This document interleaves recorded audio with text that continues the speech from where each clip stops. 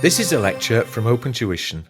To benefit from the lecture, you should download the free lecture notes from opentuition.com. All right, we're still on exercise 2 from the chapter on risk and uncertainty. And we've done parts A and B.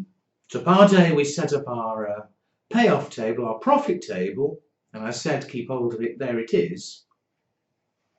In part B, we then went through using the 4 different decision-making criteria, deciding what size contract to sign. So I've said learn those 4: expected value, maximin, maximax, minimax, regret. Part C. Now, before I explain what it means and how we deal with it, part C always is based on expected values. And so because I'm going to need it, if you've been copying this down or you've got in the course notes or look back to the last lecture, when we made the decision on expected values,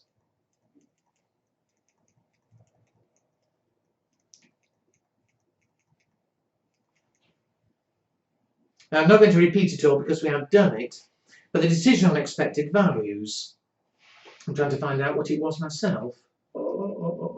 Yeah, we contracted for 700 units, and the expected value, the average in a sense, was 4,500.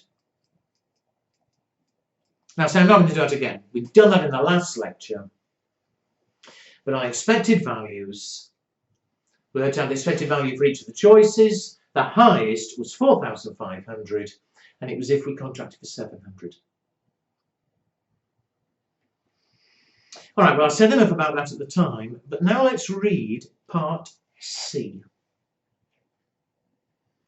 It says, what is the most that John would be prepared to pay in order to obtain perfect knowledge as to the level of demand? Now, let me explain what that is.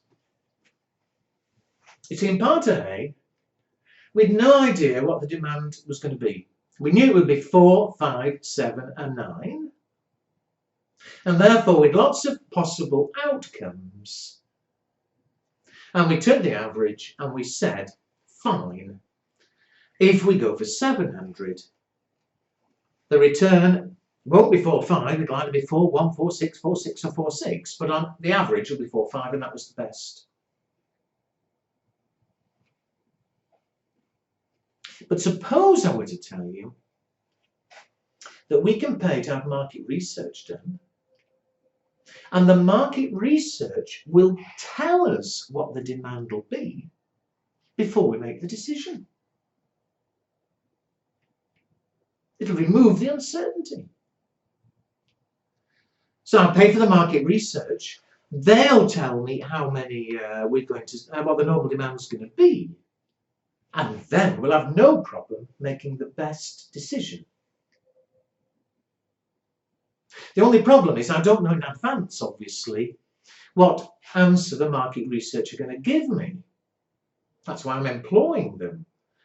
But what's going to happen, if we use market research, what's going to happen is the market research people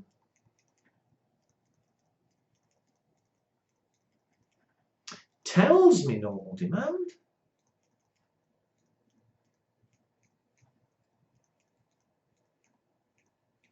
And then we make the best decision.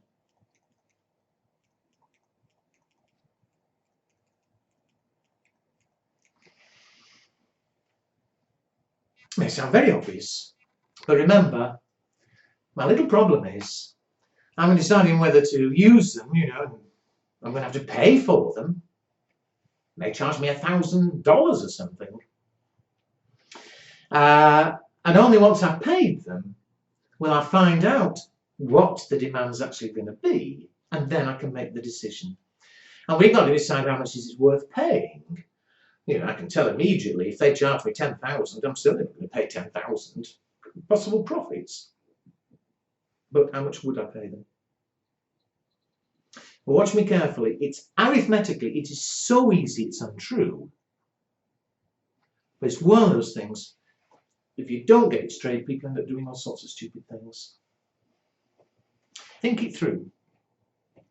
Suppose we paid for market research.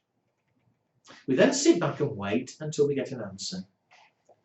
And the answer come back, so the answer from the market research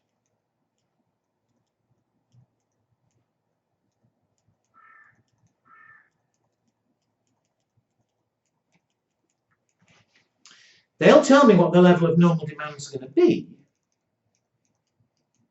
And obviously, we know it's going to be 4, 5, 7 or 9. They'll come back with an answer of 400 or 500 or 700 or 900. They'll come back with one of those 4 answers. And depending what answer they give me, I'll then make the decision on contract size.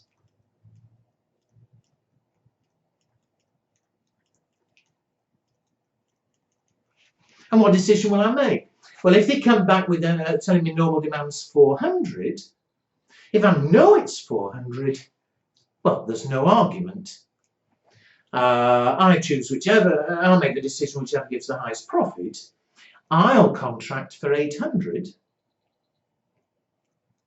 And I know what return I'll get. I'll be guaranteed to get 4,400. I'll make the best decision. On the other hand, of course, they may come back and tell me it's going to be 500. And they give me the right answer. Perfect research. But if they come back and have found out it's going to be 500, which would I choose? I'll go for 700 contract size. And I'm guaranteed to make 4,600. And similarly, if they come back and they've discovered the demand's going to be 700, I will contract for 500 and I'm guaranteed to make 5,000.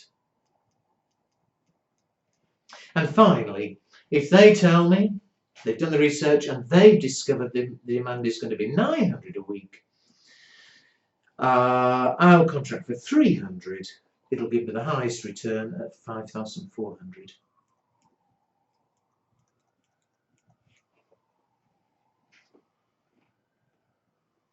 Now then, that's what will happen if I pay for research. Remember, they'll come back with one of these 4 answers.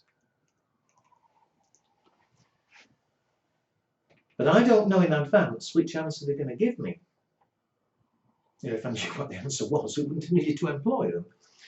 But you know, I'm having to pay their money, and I don't know which answer they'll come back. They'll come back with the right answer.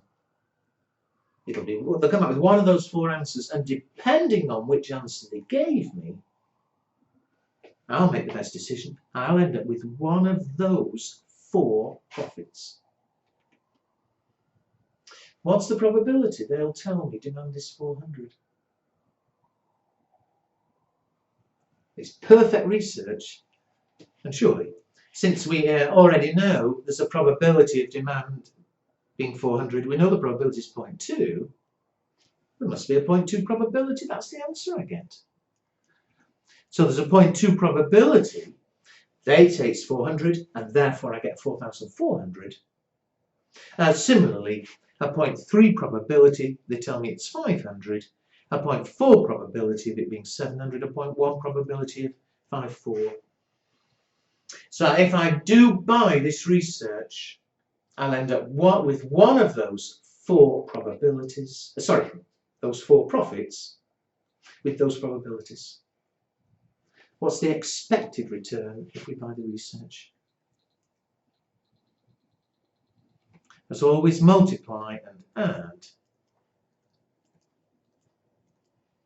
add 880, 1380, 2000, 540.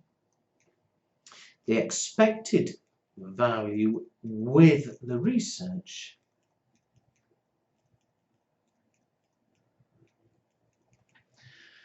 8, 16, 20, 2, 10, 13, 18, 1 is 4,800.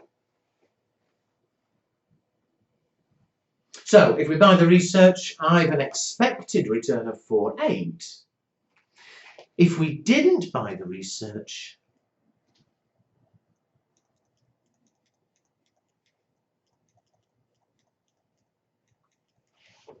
I say this is always done at expected values.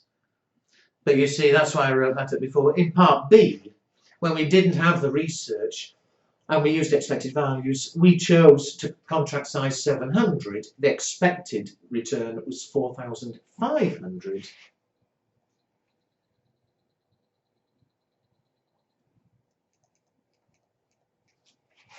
And therefore, what's the most I'm prepared to pay for the research? I'm prepared to pay up to the difference of 300.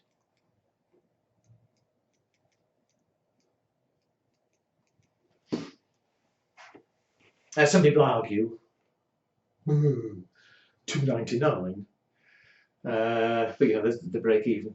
Buying the research means we can make better decisions and gives a higher expected return. The amount you're prepared to pay for that research, it's limited to the extra return we get. So I hope you agree with me when I say arithmetically that's not hard. You know, we'd already done all the work. But it's one of those funny things, surprising how many people can do the rest of it perfectly. And here do all sorts of strange things and go nowhere. I actually think that's all rather stupid. You know, because the amount you're paying for the research is a fixed amount, you know. You agree to pay them 200 or whatever we agree. And of course you're not going to get back 4.8 at all. You may end up with 4.4, 4.6, 5,000, 5,400. I think it starts to be a bit silly. And of course, you can see we call it perfect knowledge because we assume the research is perfect. If they say demand is 400, it will be 400. If they say it's 500, it will be 500. Well, I think in real life, there's not such a thing as perfect knowledge. The market research may do a very good job and it may be very likely to be correct. But, you know, it's like opinion polls in elections. They may ask several thousand people who they're going to vote for, but very often the actual results of the election are different. You know, you can never find out accurately. Fine. All right, well, at last we've finished exercise 2. I'm going to have another break. In the next lecture, we'll go through something which is slightly related, but a bit different, decision trees, which is on the next page.